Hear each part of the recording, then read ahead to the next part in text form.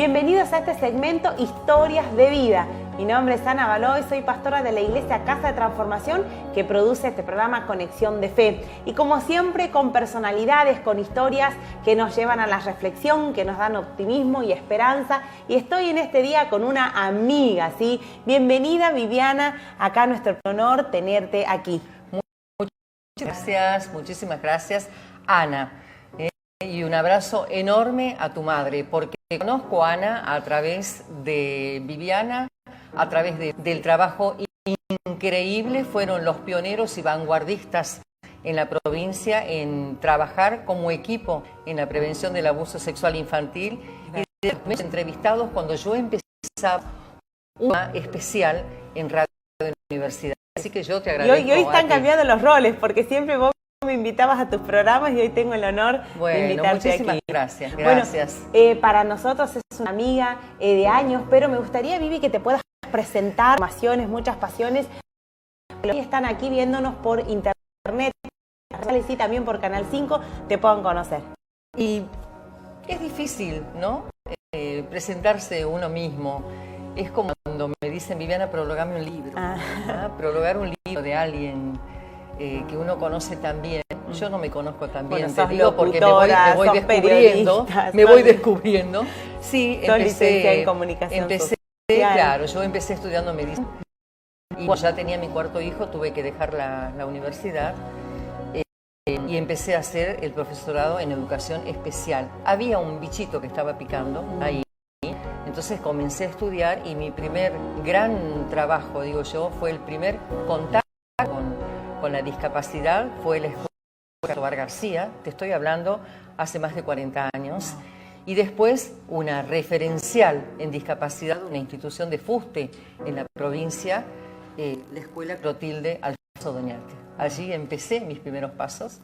Y bueno, en Yerbabuena estuve 10 años y de pronto se puso una carrera acá en Tucumán que antes no existía. A mí me gustaba muchísimo los medios, la locución, pero bueno, eran otros tiempos.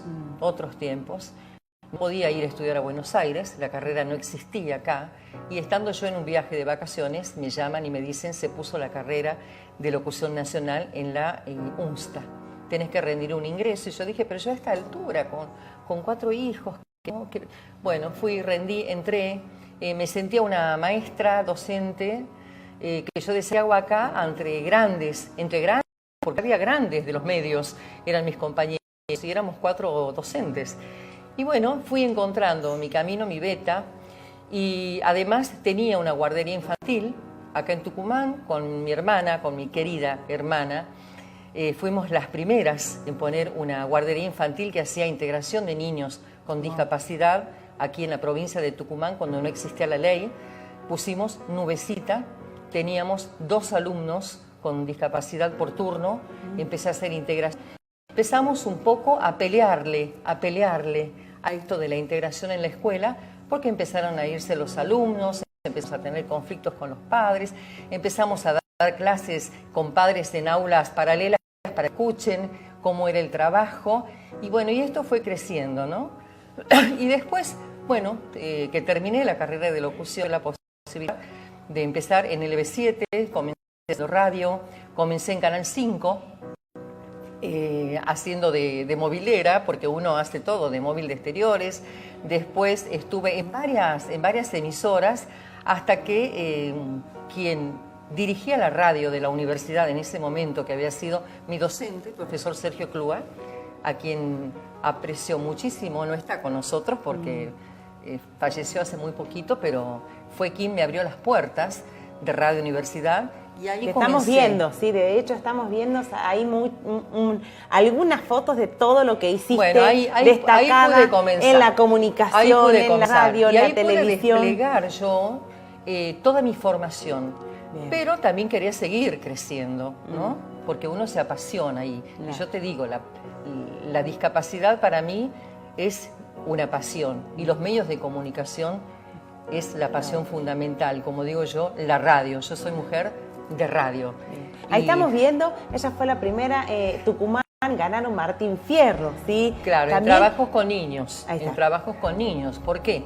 porque Radio Universidad en ese momento era una radio muy dirigida a un sector, y yo siempre fui, y no es que me jacte, pero es un mensaje para los jóvenes, ¿no? Yo ya no era tan joven, pero siempre me gustó romper estructuras, por no decir otras cosas, romper esquemas, siempre me gustó eso.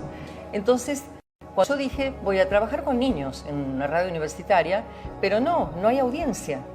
No tenemos audiencia, la vamos a generar, la generemos. Entonces empecé a hacer programas de niños, que era la radio al revés. Yo quería enseñar música clásica y los grandes compositores clásicos a través de un programa infantil.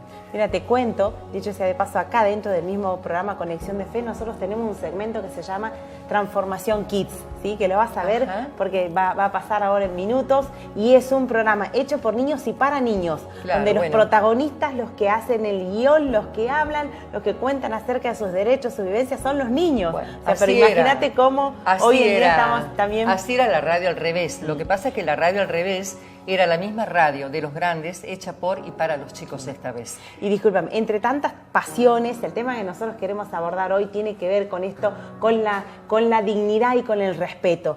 Nosotros queremos puntualmente que vos puedas contarnos cómo es la tarea de llevar diariamente, a través de Proposición y de todas las tareas que haces, tu relación diaria con personas que tienen una discapacidad, y cómo ves hoy Tucumán respecto al abordaje de esta temática, a las familias que tienen a alguien conocedora de la temática, no de toda, porque los paradigmas en cuanto a discapacidad van cambiando.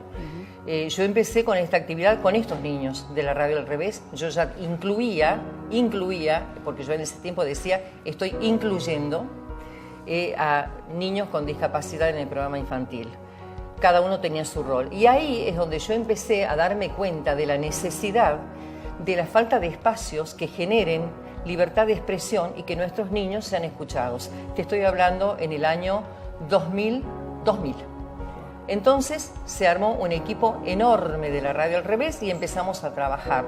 Ganamos muchísimos premios, los chicos divinos, todos hoy profesionales con hijos casados, personas de bien. Y ahí es donde yo comienzo a trabajar en los medios con discapacidad. Te decía, van cambiando las miradas, van cambiando los asamientos, como van cambiando las rotulaciones. Lo que no va cambiando mucho son las barreras. Sí, ha cambiado muchísimo las visibilizaciones. ¿Por qué? Yo no digo gracias a Proposiciones, pero gracias a que empezó a visibilizarse que las personas con discapacidad podían, el paradigma se revierte, entonces se comienza a trabajar. No te creas que de hace mucho tiempo. Yo voy a cumplir 27 años con este programa. Yo te diría que desde hace 10 años a la fecha, el paradigma, desde mi punto de vista, es que se empiece a trabajar con lo que la persona puede y ya dejar de lado lo que la persona no puede, porque no todos podemos todos. Entonces, les cuento para los televidentes y los que nos siguen, por ejemplo, una experiencia cuando fui a una de las tantas veces que me invitaste a tu programa, y de repente el poder compartir el micrófono con alguien que está contando un poema escrito por sí misma, con una persona que tiene síndrome de Down, una persona que tiene un retraso madurativo, pero todos al mismo nivel, con el mismo micrófono, con la misma audiencia, y la verdad que ahí se ve en los hechos esto de la inclusión. Pero además ahí vos te das cuenta, cuando generás un espacio de participación activa, te das cuenta que una persona con discapacidad no tiene techo. Al techo se lo pone una sociedad que no ha entendido que esa persona tiene otras posibilidades. Entonces, en mi staff, en mi equipo, y eso sí lo digo con mucho orgullo, porque a nivel del país es muchísimo ya, en mi equipo hay personas que de no saber escribir, de no saber hablar, se transformaron en co-conductores, en periodistas de exteriores. Tengo una editorialista que es María Díaz, que a pesar de su espasticidad, escribe en un celular con la nariz y es la editorialista de todos los programas. Albertito Apestey, que es el único cuarto dan cinturón negro en Latinoamérica, que por estos momentos, por pandemia, no está yendo. ¿Y dónde puede toda la gente que dice, che, qué espectacular esto, dónde podrían buscar todo esto para seguir? Y nosotros tenemos Instagram, tenemos el Face, Proposiciones TUC. En Instagram, Proposiciones TUC. Cada provincia tiene su Face, su Instagram, su red. Estamos también en Radio Universidad de Santiago del Estero, estábamos porque en es radio... tan rico todo esto y por ahí el tiempo es medio corto, pero Sí. para terminar esta parte, Vivi, ¿qué mensaje le darías a las familias? Acá desde Conexión de Fe, nosotros llegamos a las familias en un año de crisis, en un tiempo difícil, siempre con un mensaje de esperanza. Y por supuesto... ¿Qué le dirías a las familias que quizás tienen un miembro con una discapacidad y no se han animado a ayudarles a que desarrollen de vida, lo tienen quizá medio relegados a ellos? Mira, como esto... ¿Qué les dirías? Como el tema de la discapacidad, ¿querés que mire acá? Sí, ahí está. Acá. Como el tema de la discapacidad fue cambiando y tenemos muchísimas buenas noticias, muchas noticias, como que este año, a partir del 25 de noviembre al 3 de diciembre, a través de ANDIS, que es la Agencia Nacional de Discapacidad, se ha dispuesto que en todo el país sea la Semana de la Persona con Discapacidad. Bueno, todas las personas, todos, Estado, organizaciones civiles, instituciones públicas, privadas, empresas, van a tener que empezar a generar actividades donde las personas con discapacidades puedan participar. Entonces, el mensaje mío es directamente que generemos el espacio. Por más miedo que tengamos, la primera barrera que hay que vencer en el trabajo con las personas con discapacidad es el miedo de uno. La persona con discapacidad no tiene el techo se lo ponemos nosotros como sociedad. Siempre se habló de accesibilidad, se van generando esos espacios de accesibilidad en las universidades, en la escuela. No te diría que la convivencia es plena, porque si la convivencia, yo ya no hablo de inclusión ni de integración, hablo de convivencia. Si la convivencia fuese plena, las personas con discapacidad no tendrían que estar peleando para que se les den lo que por derecho les corresponde. No nos olvidemos que Argentina, ¿sí?, forma parte de la Convención Internacional de las Personas con Discapacidad, pero yo veo, y esto es algo muy positivo, que esto viene cambiando, han surgido nuevas organizaciones. En el caso de la comunicación, por ejemplo, han surgido muchos programas. Cada vez que apareció un programa, o en La Plata, donde estábamos, o en Jujuy, o en Córdoba, inmediatamente sonaba mi teléfono.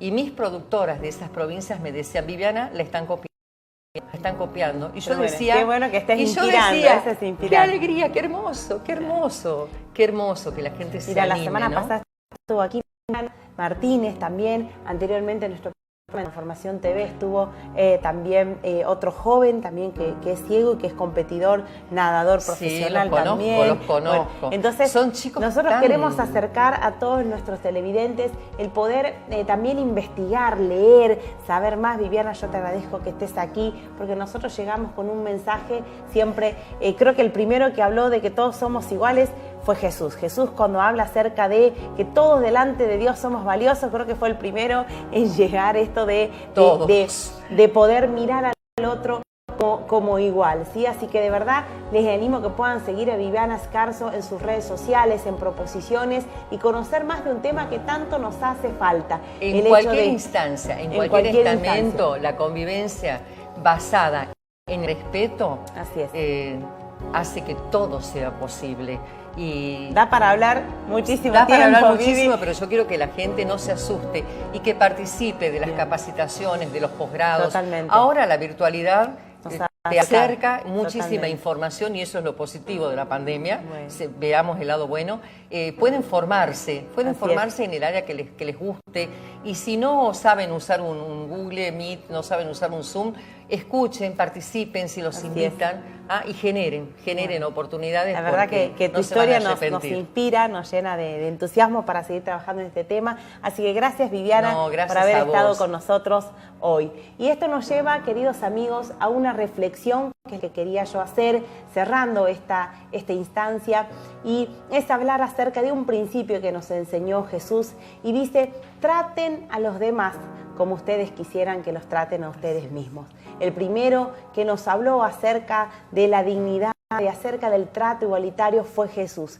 Jesús fue un revolucionario. Jesús fue el primero que habló de los derechos de las mujeres, de los niños, de tratar incluso en ese entonces, imagínense que los esclavos eran considerados infrahumanos, y el primero que dijo que deberíamos tratar a los demás como nosotros desearíamos que nos traten fue Jesús. Y este principio es el que nosotros llamamos la empatía, ¿sí? El hecho de tratar a los demás demás con amor, con respeto. El hecho de que nosotros desarrollamos esto como personas, llevar este principio a las familias, a las ciudades, cuántas cosas cambiarían en una sociedad de tanto egoísmo, en una sociedad donde hay violencia, en una sociedad donde muchas veces pensamos solo en nosotros y no estamos pendientes de aquellos que más lo necesitan o están sufriendo.